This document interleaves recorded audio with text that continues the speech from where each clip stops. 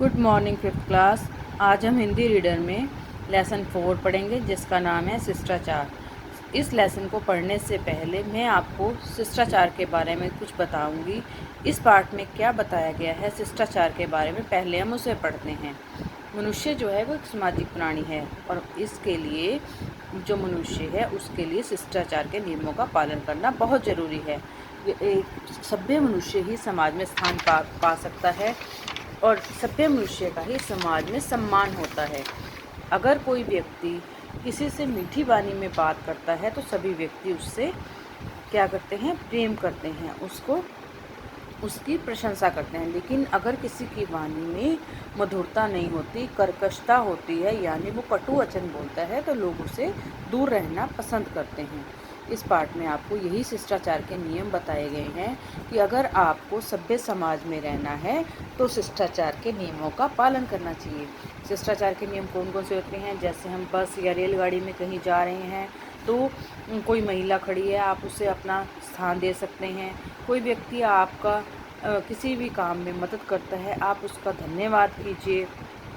उसके बाद आप क्या कर सकते हैं कि जैसे कि आपको बताया गया है कि अगर हम किसी व्यक्ति का सम्मान कर रहे हैं, उसका काम कर रहे हैं, लेकिन वो व्यक्ति फिर भी हमारा तिरस्कार कर रहा है, तो हमें उसकी कृपा प्राप्त करने की चेष्टा नहीं करनी चाहिए। अब शिष्टाचार का दूसरा गुण कौन सा है कि हमें किसी की बातों में दखल नहीं देना चाहिए।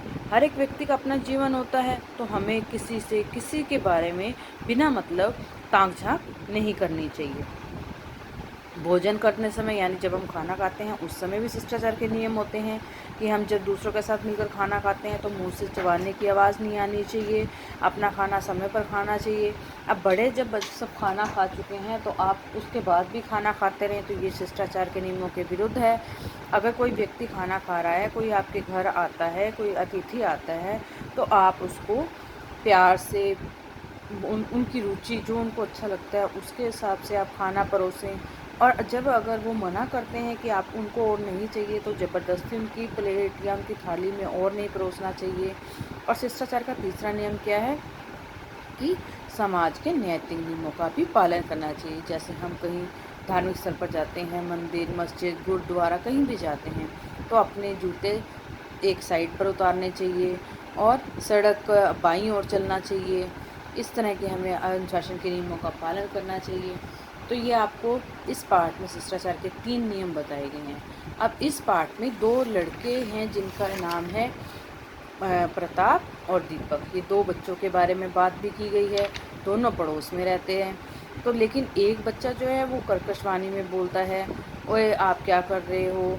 और जैसे उसके पिताजी ने उनको किसी व्यक्ति को बुलाया तो उनको जाके बोलते हैं कि गुड़िया के पिताजी, आपको मेरे पिताजी बुला रहे हैं। और जो दूसरा बच्चा है प्रभात, वो बड़े प्यार से सबके साथ बोलता है, सबसे जी लगाकर बात करता है, सबसे अच्छे से शिष्टता के नियमों का पालन करके बड़े प्यार से बोलता है। हालांकि दीपक और प्रभात 2 बच्चे हैं। दीपक पढ़ने में भी चतुर है प्रभात से, लेकिन दीपक का व्यवहार से कोई भी खुश नहीं होते।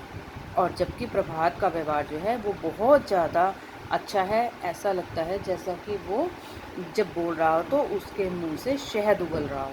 तो यही हमारे शिष्टाचार का नियम है कि जब भी हम कुछ बोलें तो मीठा बोले, सुनने वाले को अच्छा लगे, वो उसे कुछ भी ऐसा ना कहें कि हमने कुछ बुरा बोला है या फिर जो हमारे असभ्यता को दर्शाता हो। अब हम इस पाठ को पढ़ते हैं। शिष्टाचार। प्रभात और दीपक ये दोनों बच्चे हमारे पड़ोस में रहते हैं। प्रभात जब कभी मुझसे मिलता है पहले हाथ जोड़कर नमस्ते करता है, फिर चाचा जी कहकर मुझसे बात करता है। बड़े ही शांत स्वभाव से वह बोलता है, परंतु दीपक दूर से ही चिल्लाता हुआ आता है, मुन्नी के बाबूजी, आपको मेरे पिताजी बुला रहे हैं।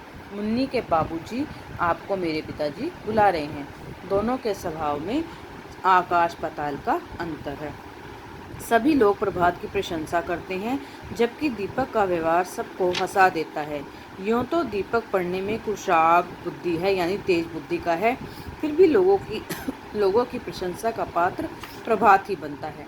इसका कारण है प्रभात की बोलचाल और व्यवहार, जो लोगों के मन को लुभा लेता है। दूसरे शब्दों में प्रभात का व्यवहार शिष्ट है, जबकि दीपक का व्यवहार अशिष्ट है।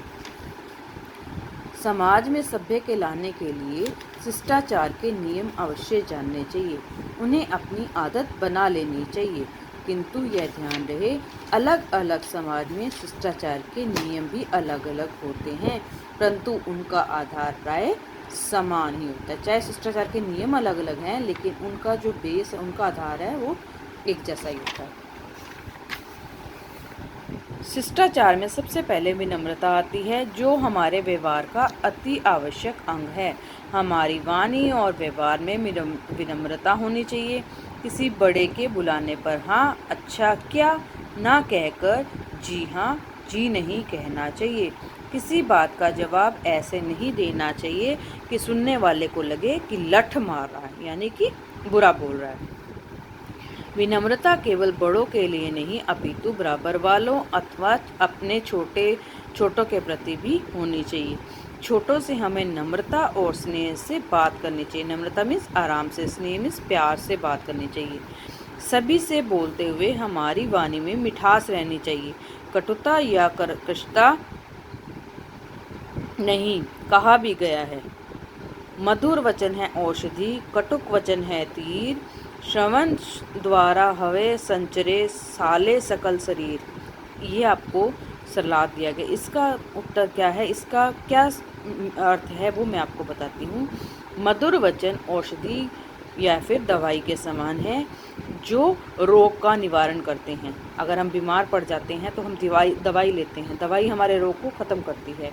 इस तरह से मधुर वचन एक दवाई के समान हैं, जो हमारे रोग को दूर करते हैं। कड़वे वचन तीर की भांति हृदय को आघात पहुंचाते हैं। अगर हम कड़वे वचन बोलते हैं तो वो तीर को तो हमारे जो हृदय में जो हमारा मन होता है उसको आघात पहुंचाते हैं। आघात मीन्स हानि पहुंचाते हैं। हमारे द्वारा बोले गए शब्द, जो शब्द हम बोलते हैं अच्छे या बुरे, जो भी हम शब्द बोलते हैं, वो कान रूपी द्वार से, यानी जो कान है वो एक तरह से द्वार मीन्स दरवाज़ा है, और शरीर रूपी घर, जो घर है वो जो शरीर है वो एक तरह का घर है, इसमें प्रवेश करके शरीर को आघात पहुंचाते हैं। यानी कि अगर हम किस गलत बोलते हैं तो ये हमारे कान रूपी द्वार से पहुंचकर जो शरीर रूपी घर है इसका आघात पहुंचाते हैं। आगे है, विनम्रता केवल भाषा की वस्तु नहीं है, हमारे कर्म में भी विनम्रता होनी चाहिए।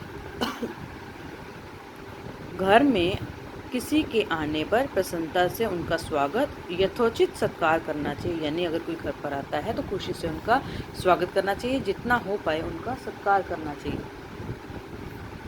अपने से बड़े लोगों के बैठ जाने पर ही बैठना चाहिए। महिलाओं के प्रति हमारे व्यवहार में और भी शिष्टता और विनम्रता आवश्यक है। बस या रेलगाड़ी में खड़ी हुई महिलाओं को अपनी सीट देना शिष्ट आचरण के अंतर्गत आता है। विनम्र होते हुए भी हम अपने स्वाभिमान की रक्षा कर सकते हैं। विनम्र व्यवहार का अर्थ चापलूसी नहीं है। यदि हमें यह महसूस हो कि हम जिसके प्रति अपना विनम्र व्यवहार कर रहे हैं वह हमारा तिरस्कार कर रहा है अथवा हमें दीनहीन जानकर हमारे प्रति दया की भावना प्रकट कर रहा है, तो उसकी कृपा प्राप्त करने की चेष्टा नहीं करनी चाहिए। यानी अपने स्वाभिमान की हमें रक्षा करनी चाहिए।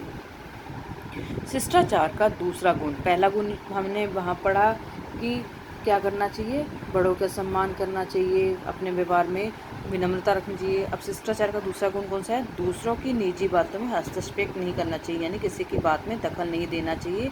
हर व्यक्ति का अपना निजी जीवन होता है, हर व्यक्ति का अपना ही जीवन होता है, इसलिए हमें अकारण बिना किसी कारण के किसी से उसका वेतन, उम्र या फिर जाति पूछने से बचना चाहिए।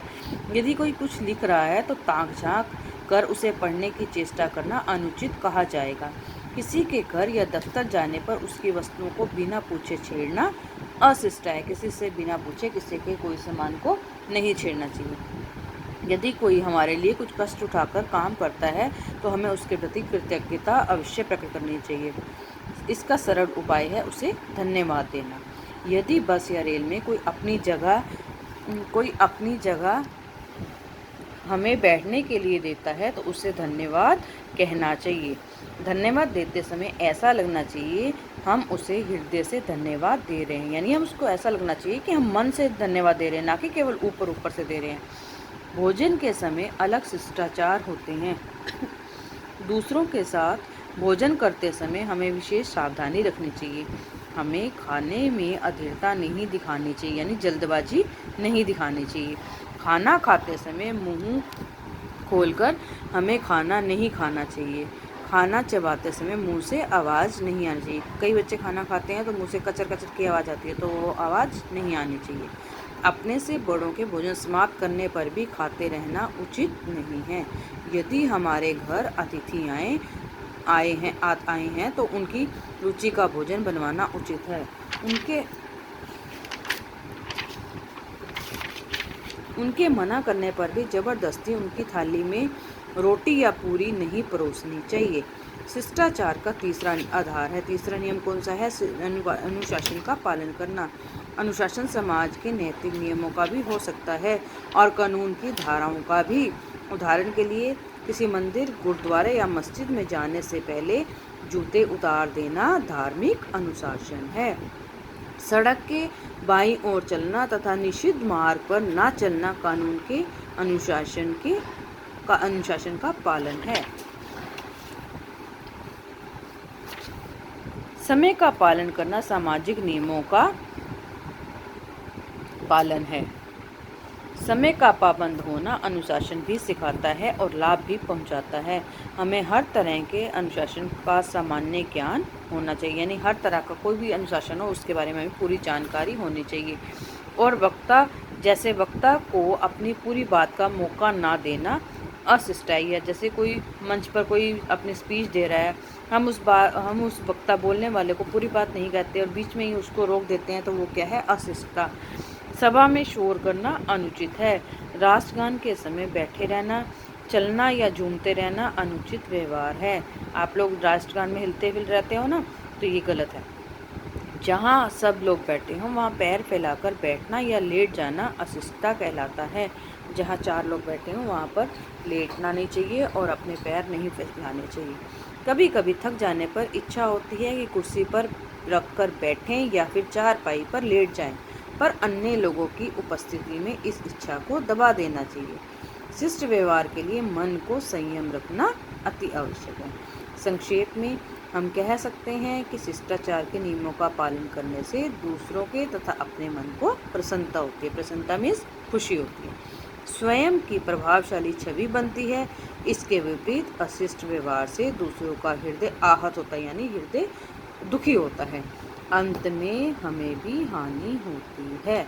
अब हमने आज क्या पढ़ा? शिष्टाचार के नियमों के बारे में जाना, शिष्टाचार के नियम कैसे पालन करने चाहिए वो जाना हमने, और हमें क्या नहीं करना चाहिए।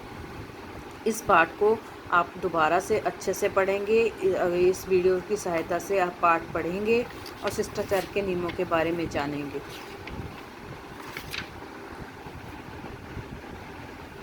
अब हम पाठ 4 जिसका नाम है शिष्टाचार, इसके कठिन शब्द करेंगे।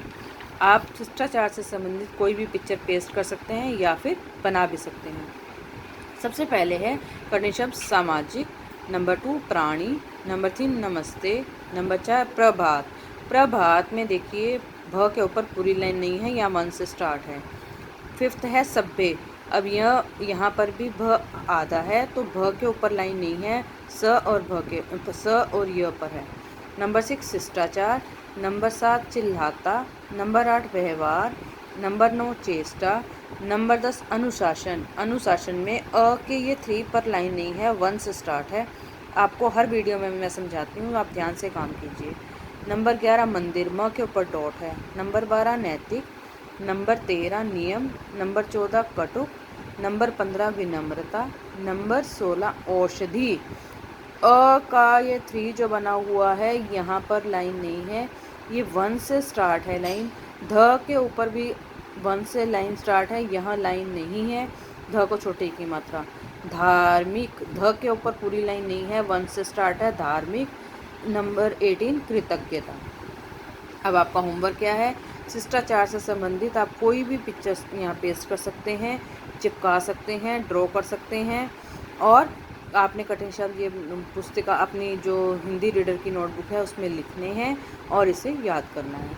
काम करके आपने कंप्लीट अपना काम मुझे सेंड करना है। Okay, thank you.